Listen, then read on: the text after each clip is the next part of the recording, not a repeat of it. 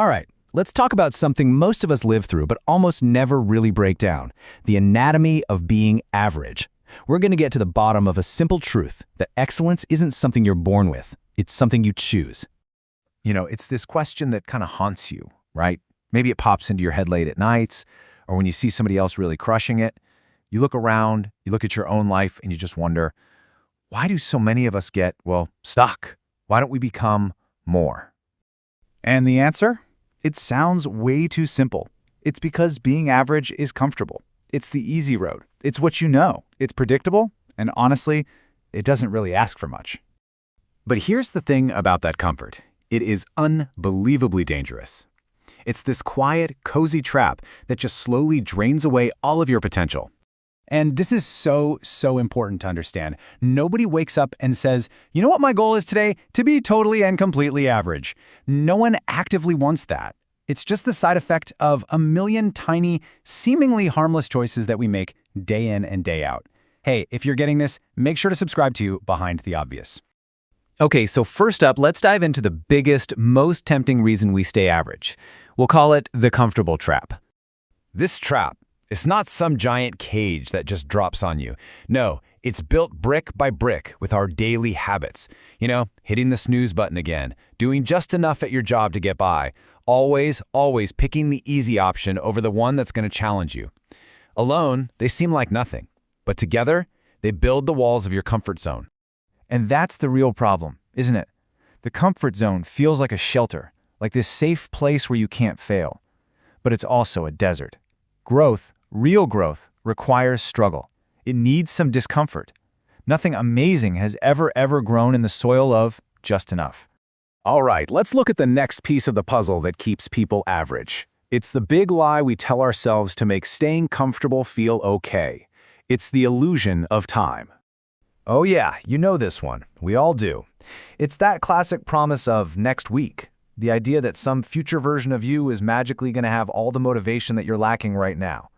I'll get on it Monday, right? But of course, next week just rolls into next month. We keep kicking that can down the road, totally convinced that the perfect moment to start is just around the corner. And what's propping all this up? This one little thought: I still have time. It's the ultimate excuse for doing nothing. But look, the brutal reality is this: time is the one thing you can never, ever get back. It feels like this endless ocean, right up until the second you look down and realize you're just standing in a puddle.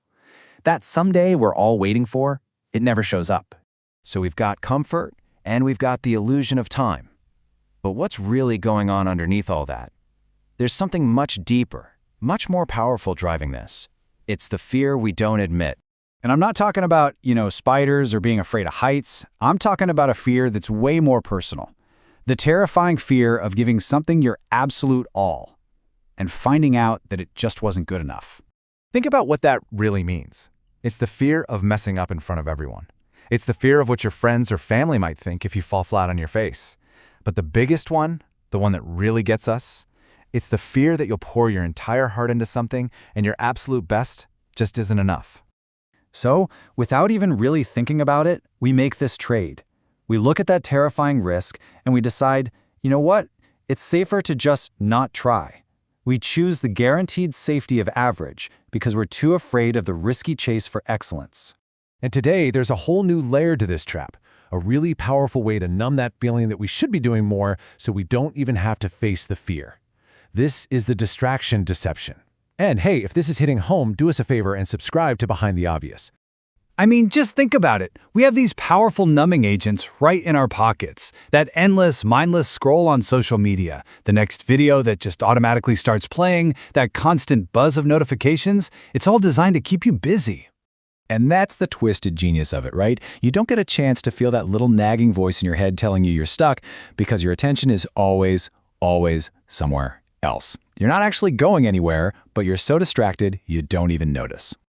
Okay, so we've got the comfort, the time illusion, the fear, the distractions. Where does this all lead? It all comes back to the real heart of this, to the anatomy of choice.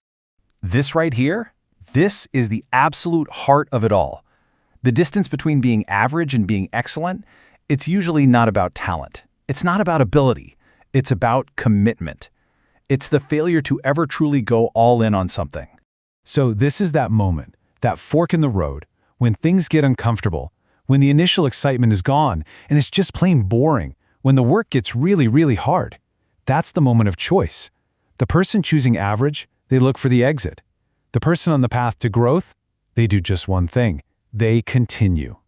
So when you really step back and look at the whole picture, the comfort seeking, the procrastination, the fear, all the distractions, you start to see it. Being average isn't something that just happens to you.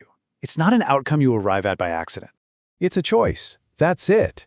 It's not one big decision, but 1,000 tiny ones, made every single day, that get you there. And you know what the most powerful part of that is? If it's a choice, you can start choosing differently. Right now.